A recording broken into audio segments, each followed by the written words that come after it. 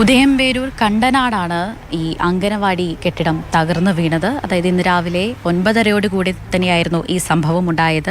അങ്കനവാടിയിൽ പഠിച്ചിരുന്നത് 6 കുട്ടികളായിരുന്നു. രാവിലെ ആയതിനാൽ തന്നെ 2 കുട്ടികളെ ആ സമയത്ത് ഇവിടെ എത്തിയിരുന്നുള്ളൂ.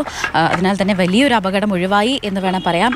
ആ കുട്ടികളൊക്കെ തന്നെയും ഈ കെട്ടിടത്തിന് ഉള്ളിൽ പ്രവേശിച്ചിരുന്നില്ല. ആ സമയത്ത് ആയയായിരുന്നു ഇവിടെ ഉണ്ടായിരുന്നത്. ആയ ഈ കെട്ടിടത്തിന് ഉള്ളിലെ ഈ ഭാഗം വൃത്തിയാക്കി പുറത്തെ ഭാഗം വൃത്തിയാക്കാൻ ഇറങ്ങിയപ്പോഴായിരുന്നു വലിയൊരു ശബ്ദം കേട്ടത്. തുടർന്ന് ആയ ഓടി രക്ഷപ്പെടുകയായിരുന്നു. പുറത്തേക്ക് ഇറങ്ങുമായിരുന്നു. പുറത്തേക്ക് ഇറങ്ങുമ്പോൾ അപ്പുറത്തെ അച്ഛൻ ടീച്ചറും ഞാൻ ടീച്ചറും എൻ്റെ അടുത്തേക്ക് വന്നായിരുന്നു. ചേച്ചി ഇത് എന്താ സൗണ്ട് കേട്ടല്ലോ ചേച്ചി എന്ന്. അപ്പോൾ ഞാൻ പറഞ്ഞു അവിടുത്തെ സീലിംഗ് എന്താ വെച്ചാൽ പൊട്ടിയിരിപ്പുണ്ട് മോനെ എന്ന് പറയുകയും ചെയ്തു.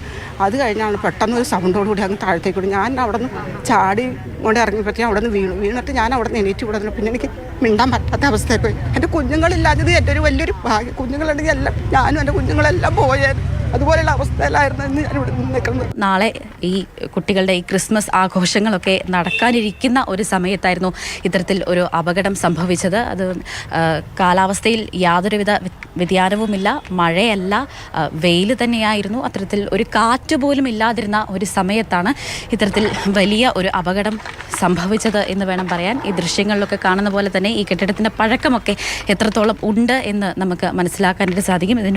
ഉള്ളിൽ പ്രവേശിക്കുക അല്ലെങ്കിൽ തകർന്ന ശേഷം ഈ കെട്ടിടത്തിന്റെ പരിസരത്ത് കൂടി നടക്കുക എന്നുള്ളത് അല്പം പ്രയാസമുള്ള കാര്യമാണ്. ഏകദേശം 150 വർഷത്തിനടുത്ത് പഴക്കമുള്ളൊരു കെട്ടിടമാണ് ഇത്.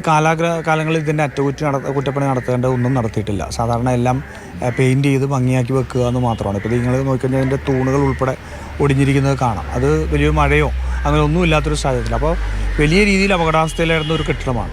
വലിയ ഒരു അപകടം ഒഴിവായി എന്ന് തന്നെ വേണം പറയാൻ. ഏറെ ആശ്വാസകരമായ ഒരു കാര്യമായിരുന്നു. കെട്ടിടത്തിന് ഉള്ളിൽ ആരും തന്നെ ഉണ്ടായിരുന്നില്ല എന്നുള്ളത്.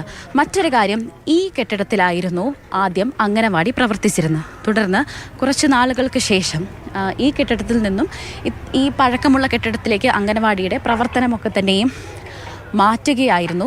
ഈ LP സ്കൂളിലൊക്കെ തന്നെയും രാവിലെ അസംബ്ലി നടത്തുന്നതും ഈ കെട്ടിടത്തിലായിരുന്നു. പക്ഷേ ഭാഗ്യമെന്ന് പറയട്ടെ, ഇന്ന് അസംബ്ലി നടത്താതിരുന്നതും ഏറെ ആശ്വാസകരമായി എന്ന് തന്നെ വേണം പറയാൻ.